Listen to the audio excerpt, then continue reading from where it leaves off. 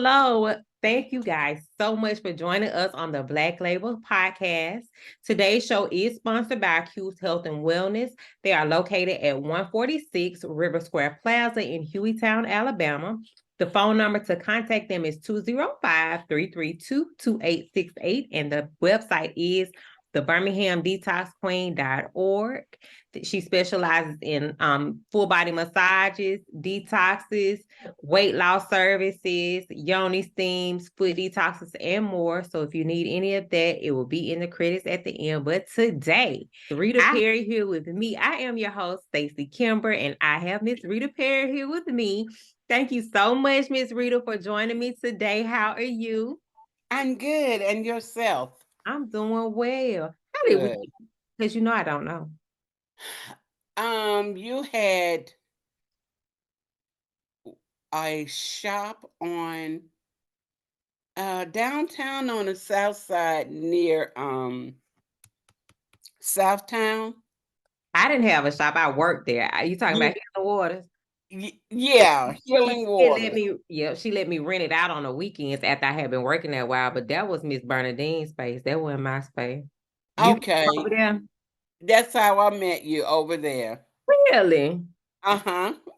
Okay, so I've been knowing you a long A time. long I'm time. gonna tell you something. You know where I thought I met you? I thought I met you on Facebook in one of those networking groups, but clearly I knew you before that.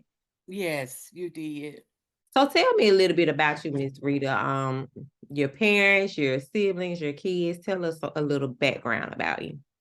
My parents are both deceased. I lost my father 2.5 weeks before I was born, so I am the baby of the clan. My mom had eight, and it's only three of us living now, and we are the three younger sisters in order. um, I have a sister 10 years older than me, and one 7 years, and then there's me. I am the mother of three amazing children, the grandmother of, I can't remember, 12, which three of them are not mine biologically, but they call me grandma. And I have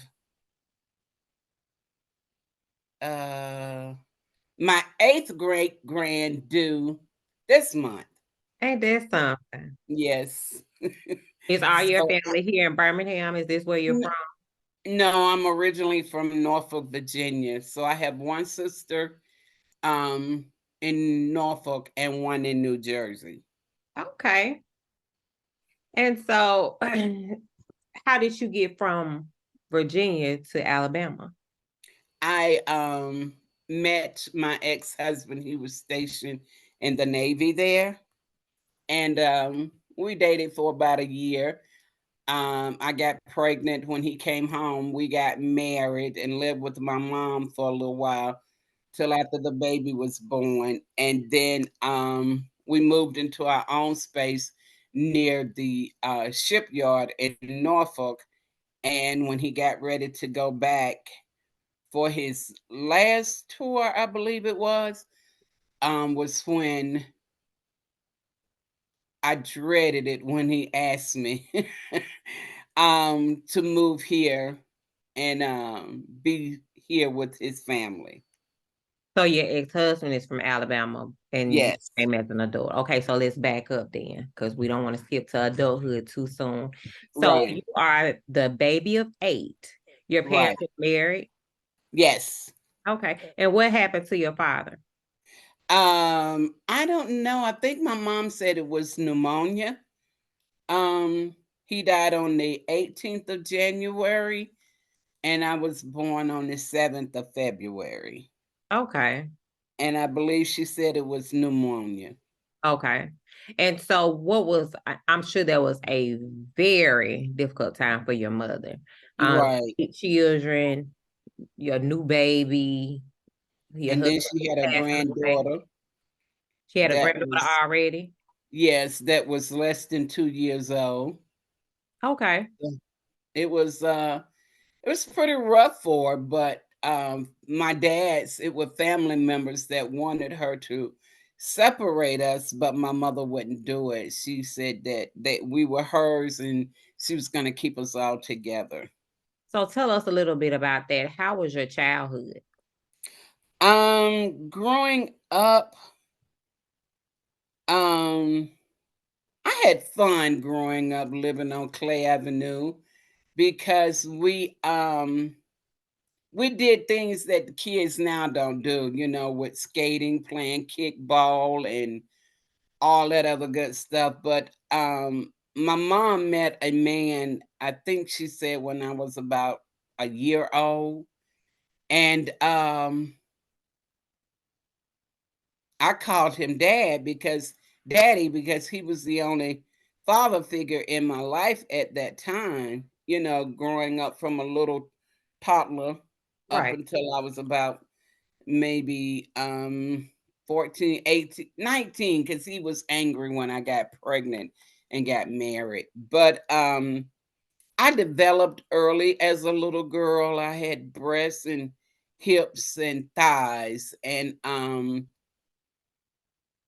remember one day my mom told me he wanted me to come upstairs to go to the uh, store for him. And when I went up the steps and went into the room where he was sitting in there with boxer shorts on. I can even remember the color, and he had on a white wife beater t-shirt. But I saw this piece of ugly meat was hanging out of his boxer shorts, and being a little girl, I didn't know what it was. But he How tried old to were get you? me. How old was I? Mhm. Somewhere between 8 and 9. Okay. And he tried to get me to touch it, and I froze. I remember standing in the room and just staring at it. I couldn't move. And then I thought about it. I said, no. And I snatched the money out of his hands and ran down the steps. But before I could get halfway down the steps, I heard him say, "You better not open your mouth." And I went to the store and I took my time coming back because the store was right there on the corner. But I didn't know what to expect when I got back in the house. And when I got up on the porch and got ready to go into the front door, I could hear him downstairs, him and my mama talking and laughing. And I went into the area in the kitchen where they were, and he gave me that stern look, and I was like, okay, but I never told my mother, and she's been deceased now for 32 years, but I never told her that he was trying to steal my childhood away from me. It wasn't the penetration, it was the inappropriate touching, and always wanting to try to feel on me and kiss on me and make me sit in his lap. So that went on for uh up until maybe I was 12 years old. And And just to let me make sure I understand. So from 8 to 12, he inappropriately touched you. You never told any of your siblings. mm-mm, There was never nobody discussion knew with anybody. Okay. And do you because feel like the relationship with you, do you eventually did you find out if you were singled out or if he was molesting all of you? it was just me. Really? Right, because my other sisters were much older than me, and then I had a brother, and my nobody, none of my siblings cared anything for him. They did not like him at all, and at that time, you know, I didn't I didn't know who to tell because I was raised in the era that what goes on in the house stays in the house.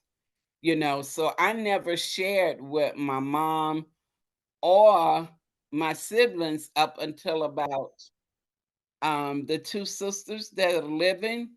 They're Mhm. the only ones that knew. And I told them maybe about 10, 15 years ago. Okay. So you never ever told your mother. Mm-mm, never. Why not?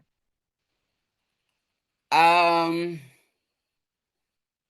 Scared, afraid, fear. Um, Even as an adult, like into adulthood?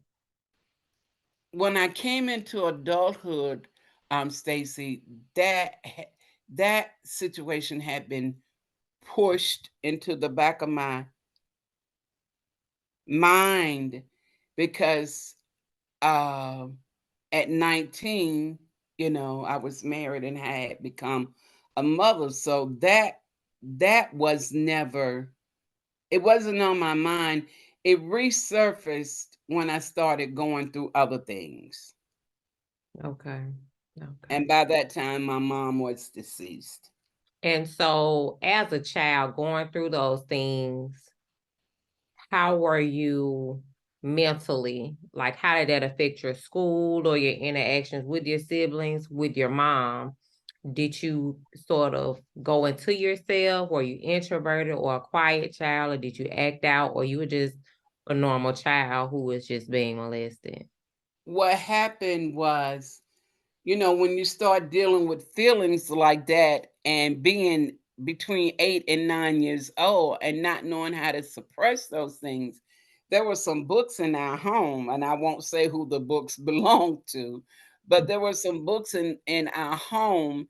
And I don't know how I found those books, but I got a hold of those books and I began to read those books, and those books taught me how to masturbate. And that still didn't really take care of what I was feeling on the inside of my body. You know what I'm saying? So I was this little 9 year old girl who was who was curious. And why was I feeling like this um at this age? So, I started kissing the boys, being in the school bus with the boys, never having sex, but just trying to find a way to suppress this feeling, a feeling I did not understand, um, that only occurred after he would touch me inappropriately, or if he was on the back of me, he would breathing down my neck or trying to kiss me and things like that. So I just started masturbating, didn't know what I was doing, Right. but I was reading the books and it helped a little bit, you know. Um and then at the age of 12 was when I lost my virginity. Really? Yes. Was it intentional? Yes. Okay. And so at 12, losing your virginity, what did that do for you as a child? It made me Did that make you more sexually active?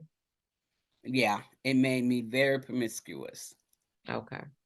Unprotected sex, it didn't matter us what we failed to understand.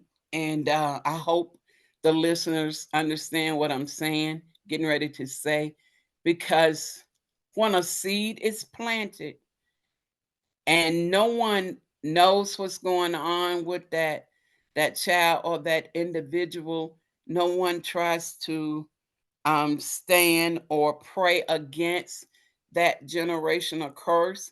And that's what it was. So the curiosity and the generational curse made me very promiscuous, where I was dealing with guys 16 years old and older.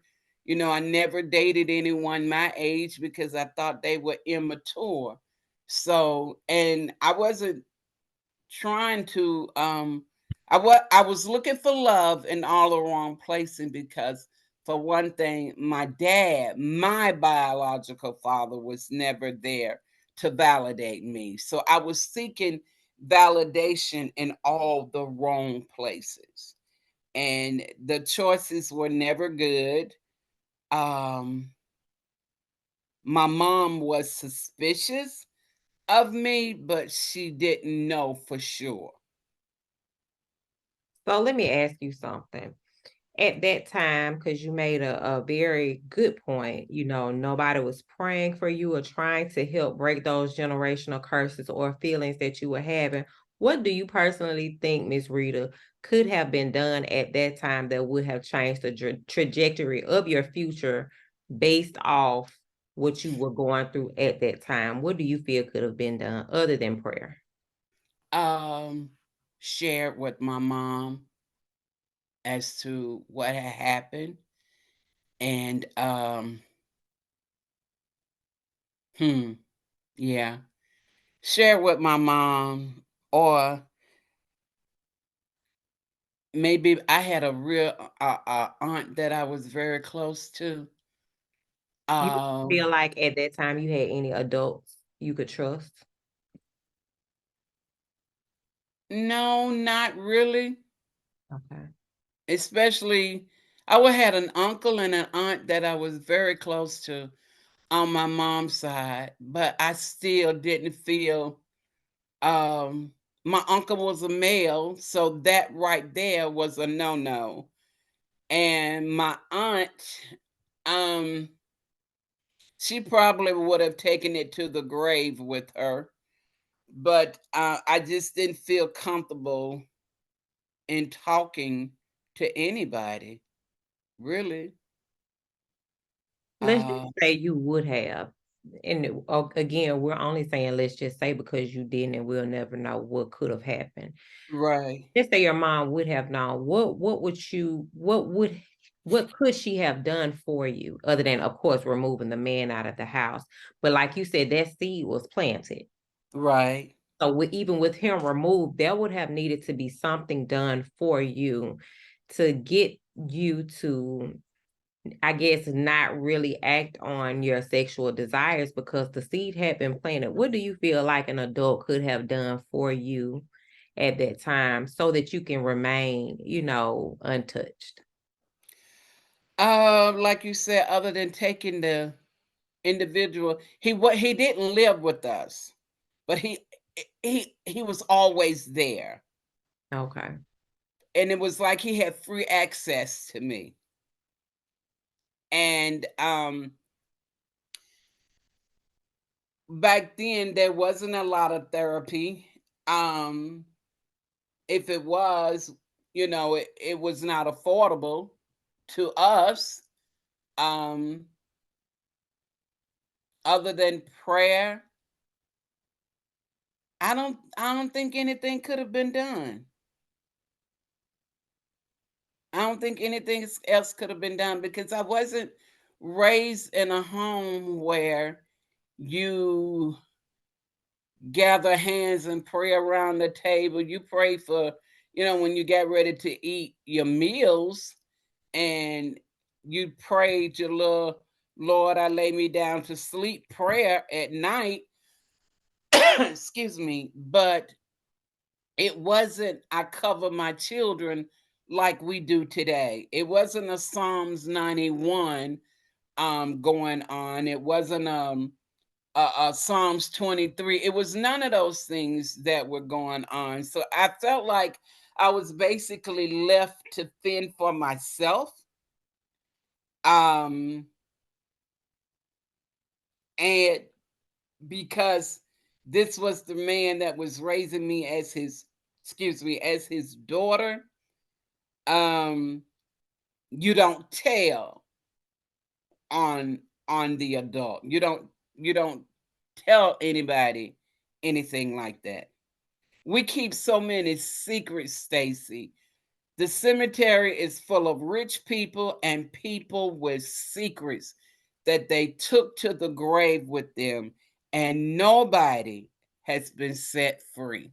Right. Nobody has been healed from what they went through as children, as far as trauma, um, goes, thank God it wasn't the penetration, any penetration taking place, but still Right. the seed Right. had been planted.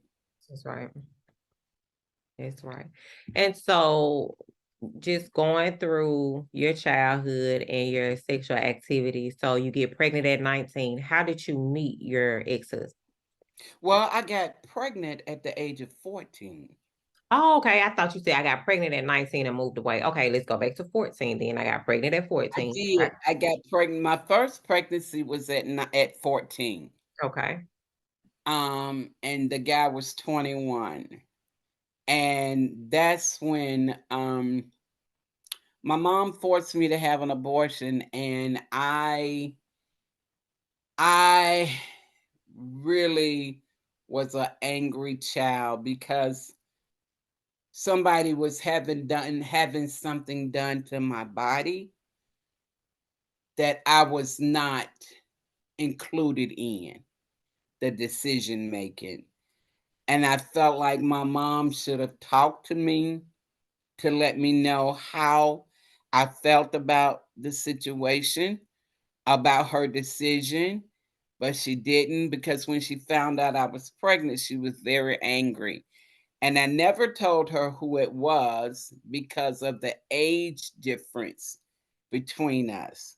So I kept a lot of things to myself, because being the baby of the family and everybody else doing their own things, and so many years between me and the older siblings, I dealt with a lot of things by myself. And but that decision that she made, uh in me having that first abortion, it was very painful.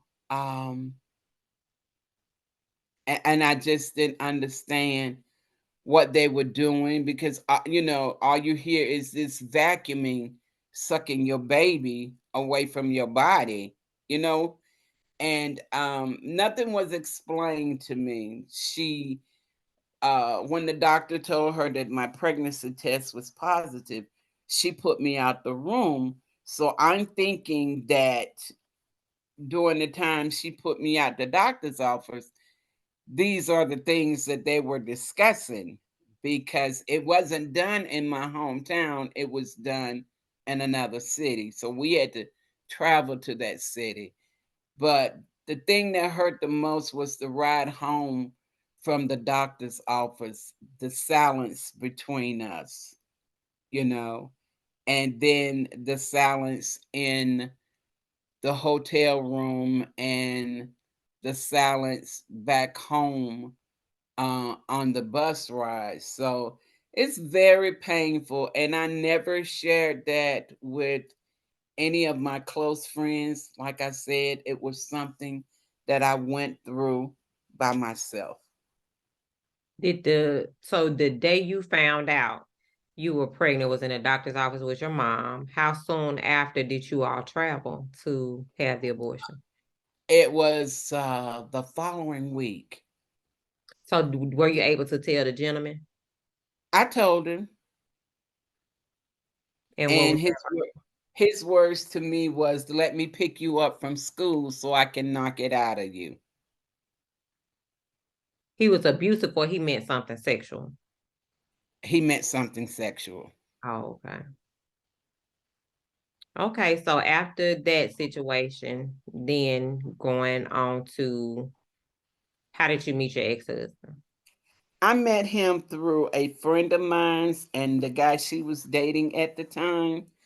And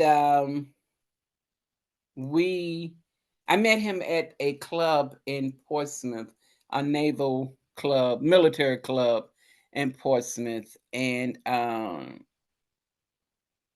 he got my number. Uh we talked, we got closer. I think that year 75, I think around October 75 was the first time we became intimate. He was a virgin. I wasn't, of course. And we had our first encounter right before Halloween, or right close, very close to Halloween. I didn't get pregnant by him until the following year. What's The the age um, difference between you and him? You're um 19 and he's how old? 21. Okay. Yeah, he met my mom. My mom was crazy about him. Now, is your You know, ex-husband a father to all your children? except for my last one. Okay. So, and you have Mhm. 3 children? I have 3. Okay. So you get pregnant. You guys decide you're going to get married. How are you feeling? Are you in love with him? Are you just marrying him? Are you still at home also? Are you still Yeah, at I'm home with still your at mom? home. What are you Yeah. doing in life right now? Are you in school? You just working? What were you doing? I actually dropped out of school High school? when I out of high school. Yeah, my mom was very disappointed. Uh, but I felt like, I was 19, I could make my own decisions. So, and I was tired of high school anyway, and the silly children and this, that, and the other. And I mean, even though when I was in high school, before I got pregnant, I had a crush on a young man, but I felt like because of everything that I had been through, that, you know, he wouldn't, uh, I didn't feel like I was good enough for him. So, um, I slowed down with being promiscuous until I did meet my ex-husband, because I felt like it had gotten old. I understood now. I knew what it was all about, the consequences behind it. But, when I met my ex-husband, um, I was just with him and nobody else. Okay. And so, how was marriage for you? Let's go into that. You have your baby, and what do you have, a boy or girl? I have a boy. Okay. My first was a boy, who is now 47 years old. But we got married. We stayed with my mom for a little while, and then we moved into our own place. Um,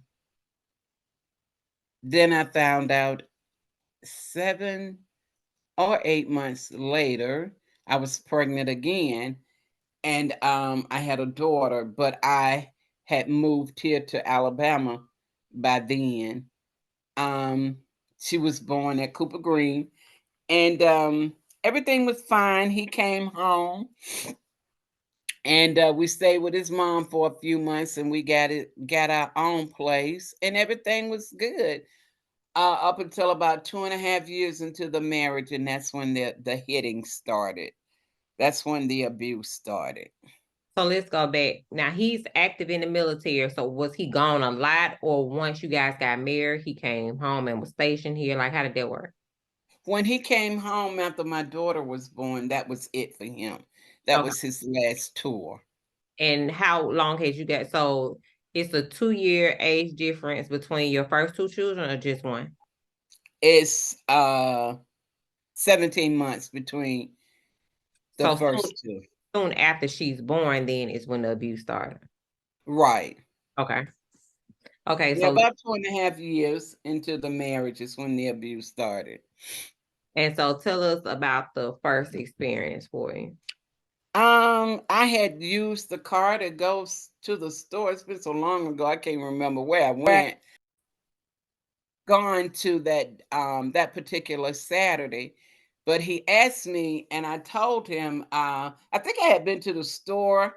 Yeah, I had been to the store, and he wanted to know why did it take me so long. But and I answered him, but I don't think it was the answer he wanted, or maybe it was the way I said it. I'm not sure.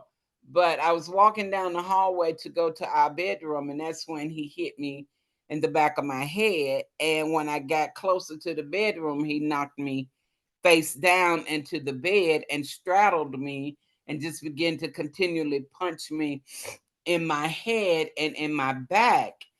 And I laid there trying to figure out what in the world did I do or say that caused it, because I was actually in shock. And when he finally stopped and got up, I laid there for a few minutes, and then I went and called one of their family members. And the worst thing a person could say to you was said to me. I told them what had happened, and they asked me, what did I do to him? Hmm. That hurt like I don't know what. And I called my mom in Virginia and told her what had happened. And she asked me, did I need to come home? And I told her, no, ma'am, I was okay. I don't know what happened. And, hopefully it wouldn't happen again. But that was just ridiculous for it to even come out my mouth, because once they hit you, if they hit you one time, they will continue to hit you. So prior to him hitting you that first time, was there any outbursts, any signs, any red flags going on? Mm-mm. But you know what, Stacy? What is so strange is that I'm gonna take you back a minute. The week that we were planning to get married, the week we planned to get married, my mom kept telling me, "You don't have to marry him," and I never understood why she kept saying that. She said, "We'll take care of this baby some kind of way. It'll be rough, for a minute, but we'll survive."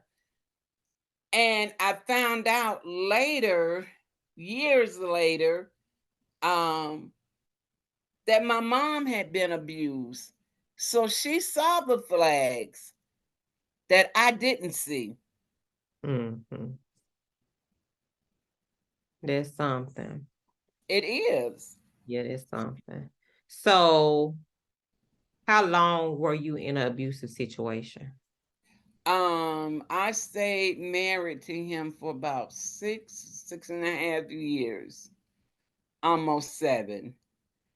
And And of course, during the 6 or 7 years, he would apologize to you or no? mm, no, he never apologized. He used to tell me it was cheaper to keep her. He was never apologetic for the abuse. Mm-mm. He was never apologetic for anything, even the abortion he forced me to have. So let's go into So, that. So you all are married. You yeah. have 2 children. When did you have the second abortion? Um, I think Mimi was 2. So it was like in 1980, no, late 70s, early 80s. Yeah, early 80s. And when I found out I was pregnant, it was after a night he had beaten me, and I felt a sharp pain in my stomach. And then I was craving all of these little crazy foods, so I went to the doctor's office, and it was confirmed that I was pregnant. And I told him, and he said we couldn't afford any more babies and any more children. And he said make appointment with Planned Parenthood or whoever I needed to make it with. And that pain was tied right up there with my mom. I don't know which one was the greatest, but I do know that those were some very awful, painful moments for me. And so, did you not feel like, you had more control during this situation to say, that's not something that you wanted to do? I did. I said it several times. And I told him, I said, the baby may bring us closer together, may allow us to work things out, but he wasn't listening. He wasn't hearing anything that I said. I tried to go as far as I could um, with the pregnancy, because I figured if I had gotten too far along, they wouldn't be able to do anything. But that didn't help either. Um, he was adamant about me having an abortion. And so, what was the relationship? Because I'm trying to just understand the dynamic in the home. He didn't want the child. Did he have a relationship with you all's children? Yes, Was he a good father? he was an excellent father, provider. Yeah, he What? made sure they always had what they needed. But we were not the family, Stacy, that went on family vacations, or we're gonna take the kids out to the movie or to the park or something like that. That's not the type of family we were. He was just a good provider. He made sure that every bill was paid, food was in the house, clothes on your back, that kind of goodness, Right. you know, but not the hey, I'm gonna take the kids to go get a scoop of ice cream or whatever. On the weekends, the children spent just about every weekend with their grandmother, so that left us, at home alone. Um, but like I said, that kind of father, no, we didn't do the vacation, we didn't do the movie night, we didn't do the date night. We didn't do any of those things. Okay. And so, going forward, you have two children. You've been married. You had an abortion. What was the straw that broke the camel's back for you? What made you leave? He's the one that filed for the divorce. Is that right? Mm-hmm. Tell me about that. Um, he just he came home one day, and we. This was always an on and off conversation. Okay, we gonna work things out. Okay, I want a divorce. It was always him that wanted a divorce because I'm one of those crazy women that believe in marriage. I believe in marriage, and I believe that anything worth having is worth fighting for. But I did not want to be in a marriage where I was always being beaten. I didn't know what mood you were coming in when you came in from work. I didn't know if I answered you the wrong way, if I was going to be knocked across the bed or what. I wanted my marriage, but I wanted it without the abuse. So you Um, loved your husband? huh? You loved your husband? I loved him. I Okay. really did. I was in love with him. Um, until all of that, the abuse started happening. And after that, after the abortion, I didn't have anything for him.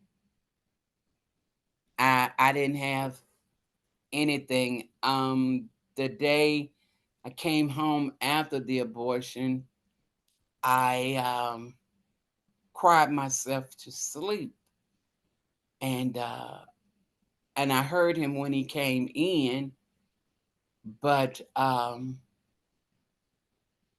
he didn't say anything to me, and I didn't say anything to him. He didn't ask me, did I need anything? How was I feeling? None of that.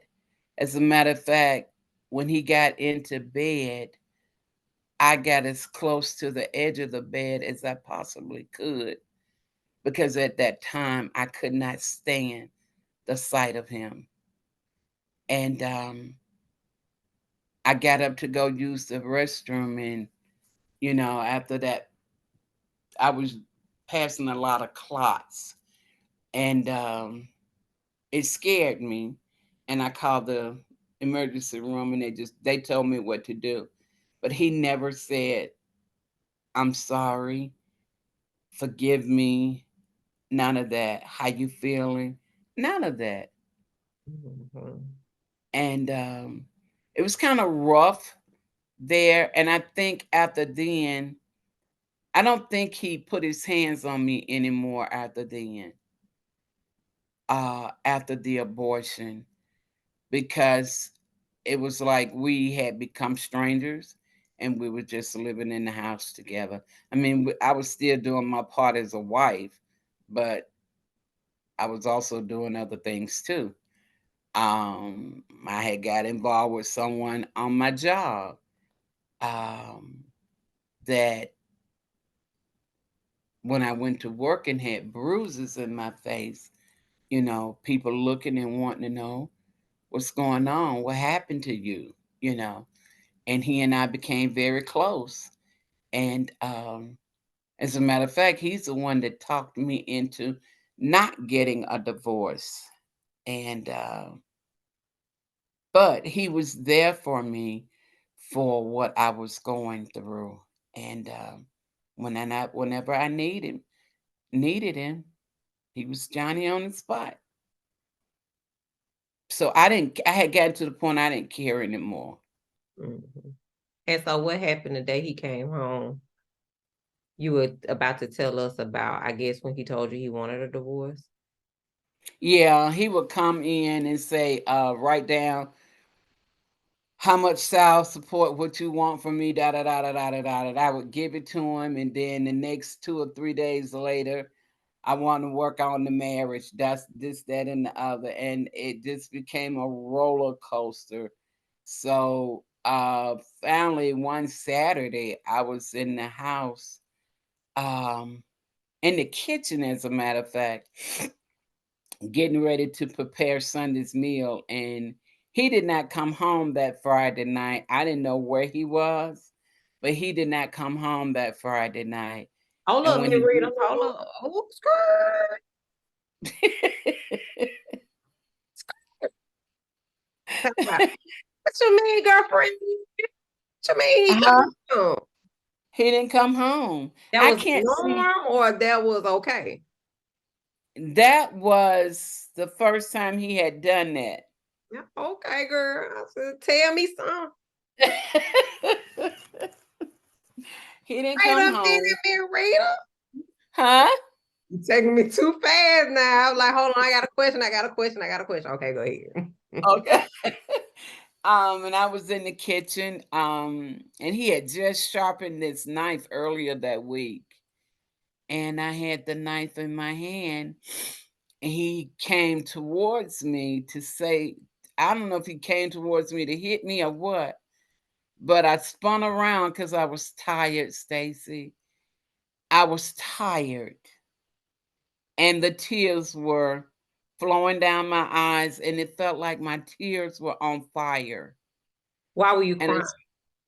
I was because of the fact that he didn't come home. He didn't think enough of me to call, to check on me, to check on the children, nothing, you know. And then we lived in this old raggedy rat infested house, and it just bothered me. And when he came in, this is what happened. When he came in, the Jefferson County Sheriff Department had just left the house. They had presented me with divorce papers. And Mm, that's one other reason why I was crying, because he did not tell me he was going to go do this. He just did it, right, right. you know. And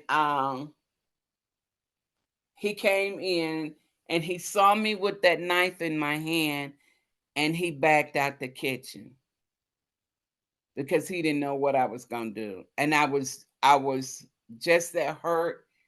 It was a lot of emotions going on at the time. And I wanted somebody to hurt Mhm. with me. I had attempted one time before to shoot him while he was in the bed asleep, but God spoke to me and I had to put that gun up. And so how old were your children at the time? Um, I think 3 and 4. Yeah, about 3 and 4. But they were not there. They were at their grandparents' house that weekend. Did you all ever fight in front of the children?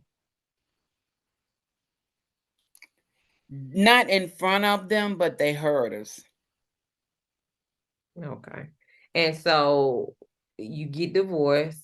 What's life like for you as a woman now with no husband with 2 children? Believe it or not, Stacy, he was given custody of the children. Really? Yes. Why? Because I had one of his family members did not like me. She hmm, she told the judge that I was a prostitute, and that's how that he got custody. So wait a minute. The judge took one woman's word that you were a Mhm. prostitute. Right. Okay, I'm gonna give you the children. There was no like evidence. There was no. Now, all I know, Stephanie, I mean Stacy, is when I got the divorce decree, it said what I was getting, and what I was getting did not include my children. So you all didn't go to court. Yeah, we went to court. The children were not discussed in court. Yeah, we had a social worker and everything. It is so much. We don't have enough time to talk about me. About, about what I went through. We don't have enough time to talk about what I went through with my ex-husband. So they had no evidence, but were able to take your children. Were you a prostitute? No. God, please. I became one after I became single. But it wasn't that kind of prostitution. I You so want to play, you pay. you are so silly, Miss Rita. So okay, you get your documents and your kids get taken. What's going on in your head? I'm trying to understand because this seems a little this weird. It is um I'm trying to go back and remember. There was no there was no evidence, none whatsoever, of prostitution, even after they set up there and said I told them. I never told them in a lie like that. Uh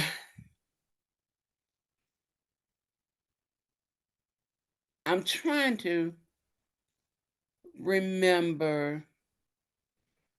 Um there wasn't anything as far as unfit, I mean not unfit, abuse or negligence or anything like that. It was just she knew all of them.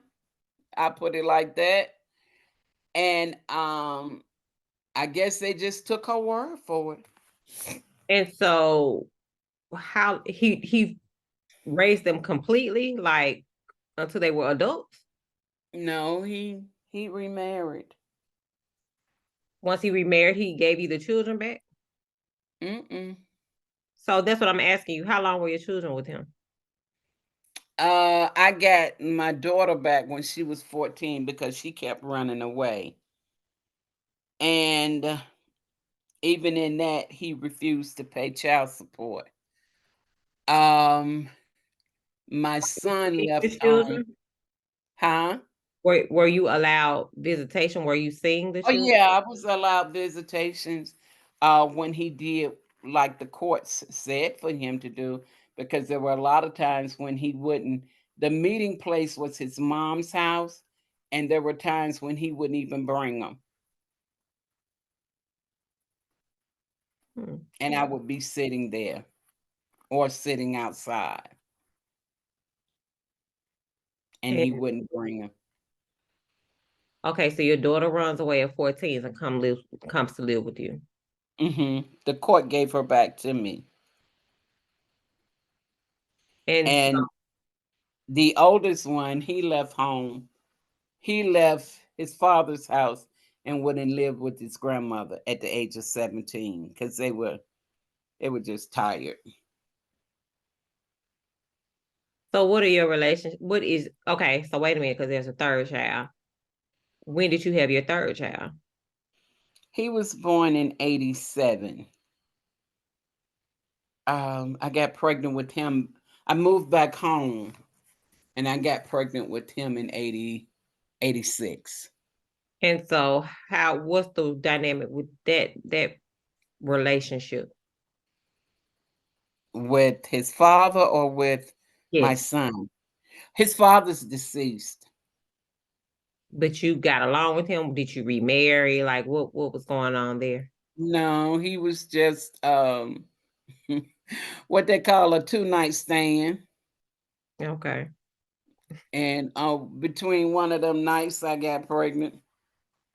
Okay. And so was he active with your child? No. Yes. I didn't know you was a little pistol, honey. Yeah, I was until the Lord came in and said, enough is enough. Yes, and all of us have been tapped on our shoulder now. That I wasn't tapped, I was beat on mine. It tapped me a couple times. Okay, so it is what it Mhm. is. So, Yeah. did you have help with your third child, or how was it? From the So, father? yes. No, ma'am. So let me ask you, what is your relationship with them while they're with him? Like when they come over, what are your children saying? How are they They feeling? were just they were so excited just being with me and seeing me. They really didn't there was no talking about their dad. It was just I'm with my mama, you Mm. know. I would pick them up on Fridays and take them back on Sundays. Uh when I had them, and then I would have them for the holidays and every other birthday. And so, have you asked them since adulthood how their childhood was without you? Mhm. And how does that make you feel, whatever their response was? Uh, Angry, wanting to fight, um, wanting to hurt somebody, somebody's, um, and was willing to go to jail for it all. And so, once you talk to them, is this why they're children, or this is when they become adults? Uh, Teenagers and adults. Okay. So, before we go to that, you go home, you get pregnant, you have a third child, which is a boy. What made you come back here? Um,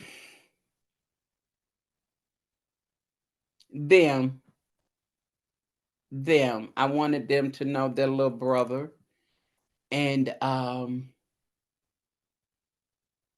this is where my spiritual roots were. And even though I knew that I had slid all the way backwards, I knew that if I came back here, I would have the support of some of the church members, in which I did, and I'm thankful for that. And I needed to be back here uh, with my children. And how old Because, were they when you came back? um, 9. No, you Wait, let said me they were get. 9 when you left. That's you right. You right. You are so right. I'm trying to remember. Okay, so scratch that. How long were you gone? Maybe you can answer that better. A year and a half. Oh, so you weren't gone Almost. at all. No, I wasn't gone long at all. Okay. So I know it's 11 years. Excuse me. I am But so sorry. no, you fine. 11 years between the oldest and 9 years between the baby and my daughter. And how has all this affected him? Because you know his paternal family, your family was up there, so he's basically here with you. You guys are by Mhm. yourself, right? Right. What is your relationship with him? Like how was that all? He's a mama's boy. Ain't that wrong He's with a it? mama's boy. There have been some situations and some decisions that I made that were not good for um all four of us, but I did what I thought was best. And, you know, when you've not been taught, you do the best you can, and sometimes your best is still not good enough. You make mistakes, you make bad choices.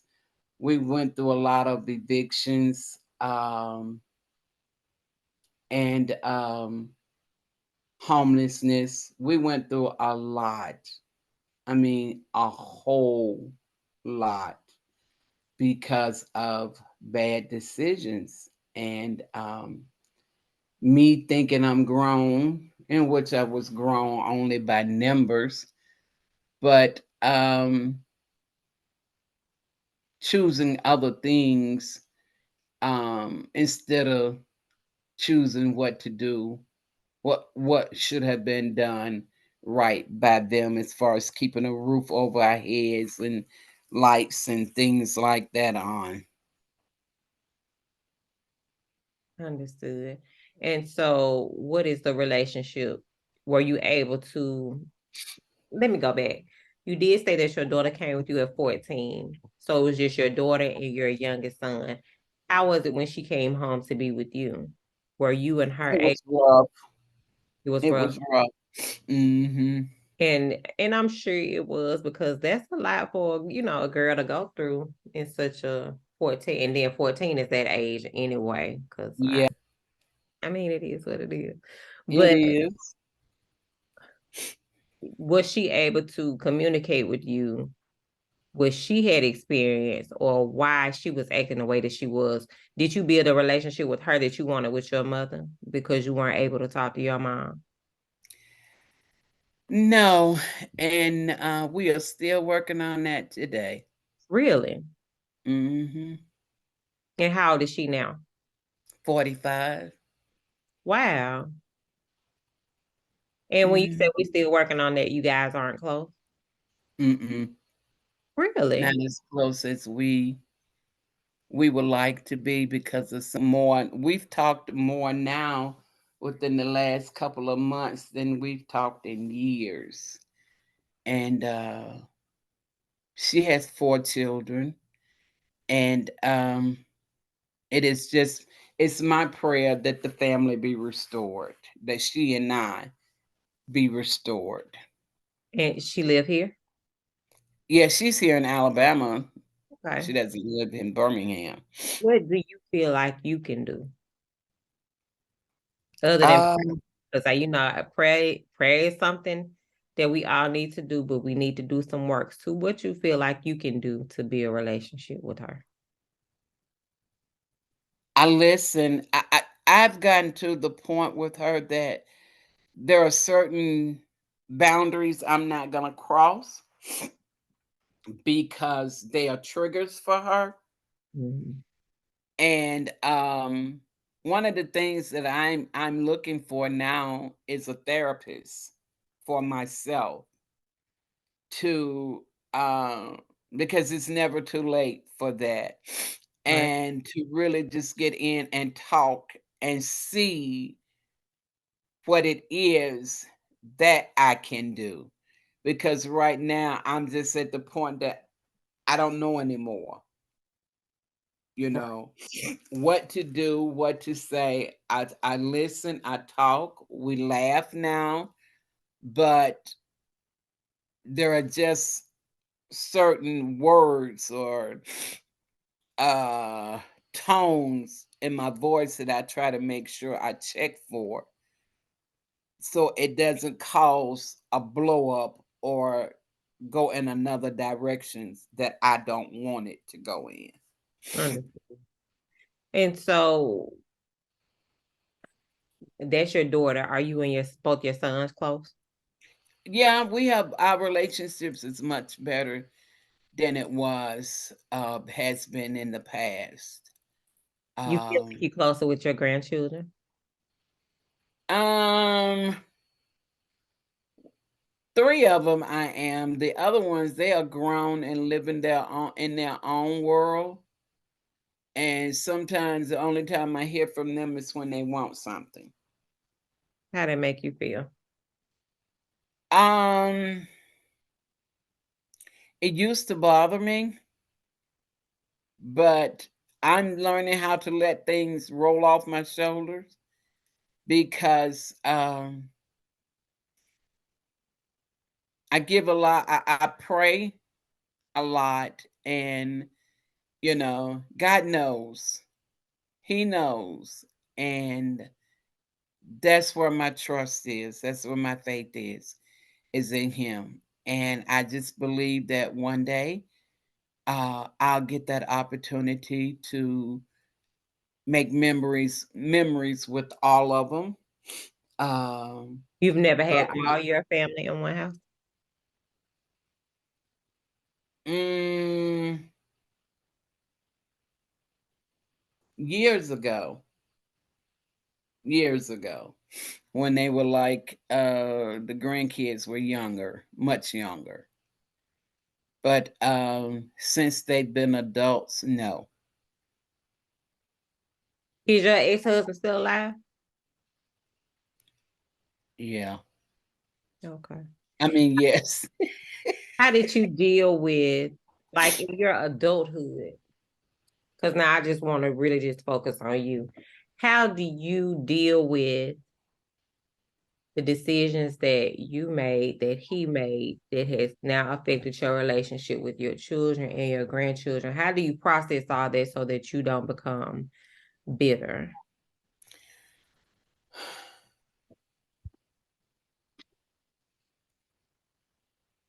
Going through the process, Stacy, has not been easy. I did become bitter. Um,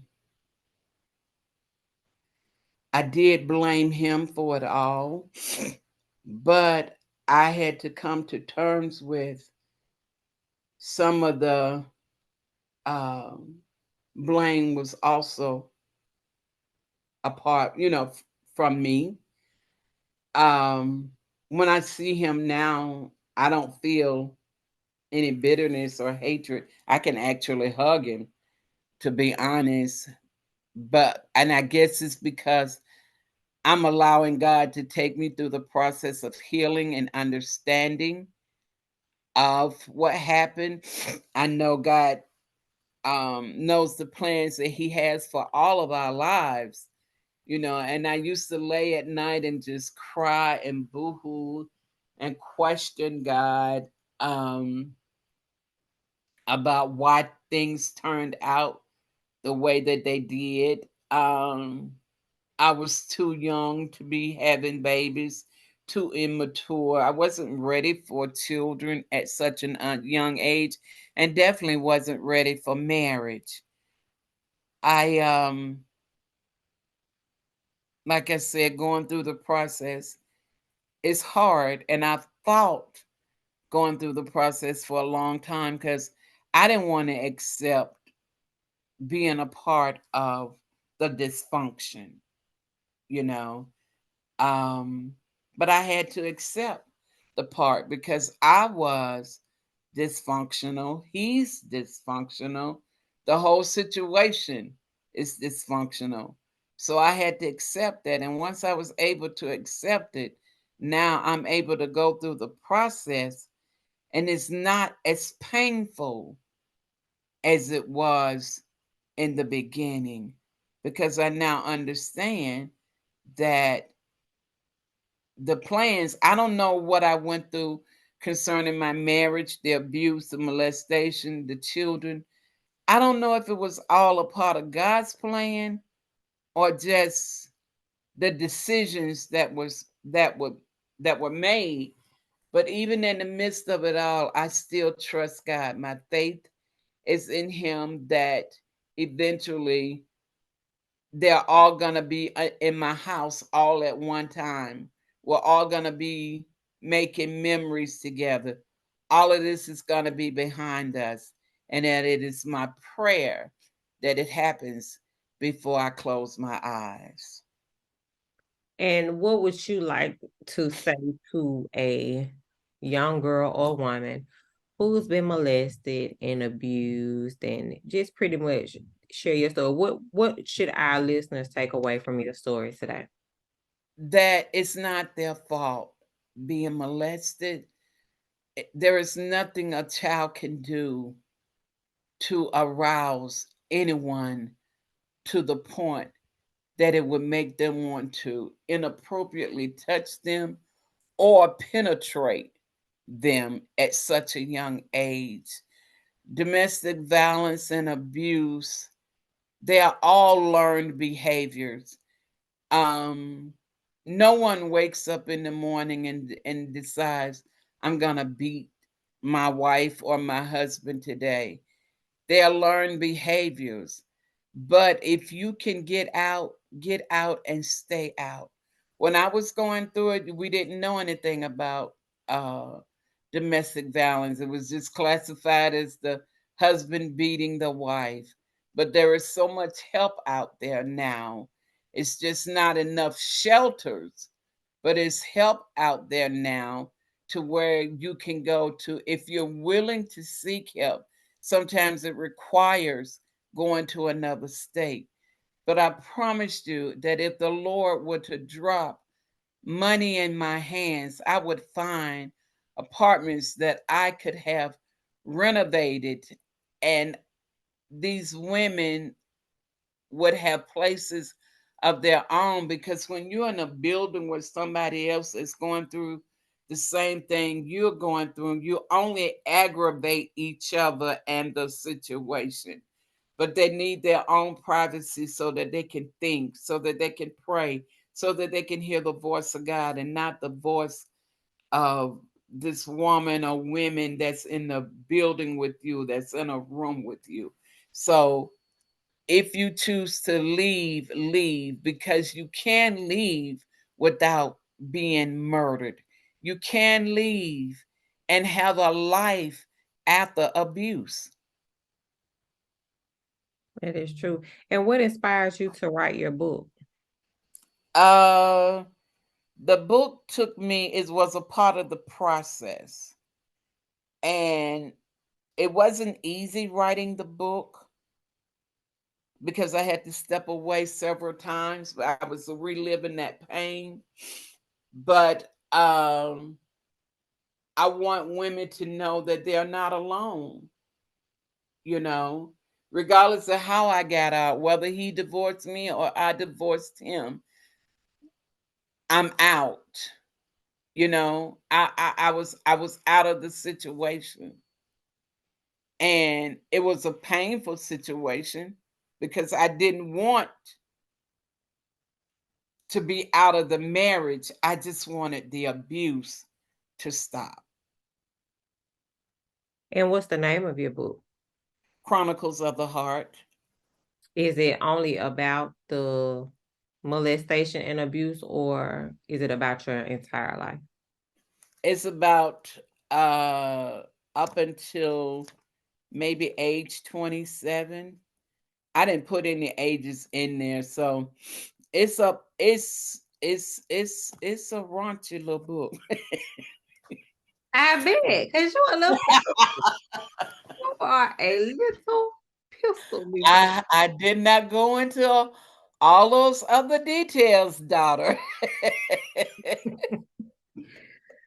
Well, I'm gonna say this, it takes a lot to first of all write a book. Yeah. You have to unpack all that into a book. But it definitely takes a lot to talk about trauma, things that you've Mhm. done, and having to admit that to the world. things that you Right. allowed to happen. And just, I want to commend you because anytime you tell your story with the intention on helping others, to me, it's a good thing. And Thank you. it's my prayer that everything you feel you were created to do, Miss Rita, that you do it. And, Thank you. I don't believe that, I believe we make choices. Mm-hmm. God allows things to happen, but we can make the best of it. Because it's nothing you can do at Mm-hmm. this point. It's nothing you can do to go back and change anything that has been Not done. a thing. Not a Only thing. thing we can do is make better decisions going forward and do our very best going forward, because even as we live, we will make mistakes. Right. So, I commend you for writing your story, telling your story, and Thank writing you. your book. And I often tell people don't, if you've had any type of trauma in your life, don't use it to hurt someone. Use your story to help someone. Um, because you may never get that I'm sorry, I apologize. Right. And you have to get it in your mind and in your heart. This is something I may never receive. Those individuals that's caused us the pain, they've either gone on with their life or they're in their grave. So, are you going to hold on to that and stunt your growth, Right. your blessings because of what someone else did to you and they never said I was sorry? You have to make it up in your mind and say, "Hey, that's something I may never get." But life goes on. Life goes on. It'll bother you for a minute or two, but life goes on, especially when you realize who you are and whose you are. Right. Life goes on. That's right. And we got a great big God that has so much in store for us. So, do we hold on to the pain or do we give it to Him? That's right. That's right. Well, thank you, Miss Rita, for stopping your precious day. Let me see your beautiful face. That's For all. my gorgeous daughter. I really do appreciate you coming on the show and talking to us like for real, because, I appreciate it. We needed to hear this, and I pray that this does help someone. I So, do too. tell them how they can purchase your book. You can go to Barnes Let and us see it. Noble. I think I saw you hold it up earlier. Let me see. Let us see it. There it is. There it is. Chronicles of the Heart, Volume 1, Wounded. And you say in 3 volumes, so we have more to expect. Yes, I'm working on the second volume, and I'm also working on children's books so that they can understand in their own language what mommy and daddy may be going through. And it's not their fault. That's gonna be good. Yeah. And how can So you purchase your book, Chronicles of the Heart? you can purchase it on Barnes and Noble online, or you can inbox me on Facebook Messenger and Cash App me to, of course, the Cash App sign, capital H, capital TH, and the number 57. And we will get it out to you as soon as possible. Oh, And they will make great the book will make a great gift to someone that you may know that may have or may be enduring the same thing that's that right. I did. That's right. And it'll let them know you're not alone. You are not alone. Well, that's right. Well, thank you guys for tuning in, and we'll see you next week with another episode of the Black Label Podcast. Thank you so much for tuning in to the Black Label Podcast. Please make sure to tune in next week for our new episode. You can find us also on Facebook at the Black Label Podcast with Stacey Yvonne. We will also be on Instagram as the Black Label Podcast. If you would like to have a segment on our show, please contact me, Stacey Kimber, You can either reach me at number 205-332-2868 or email info@kwusdiagnostics.com.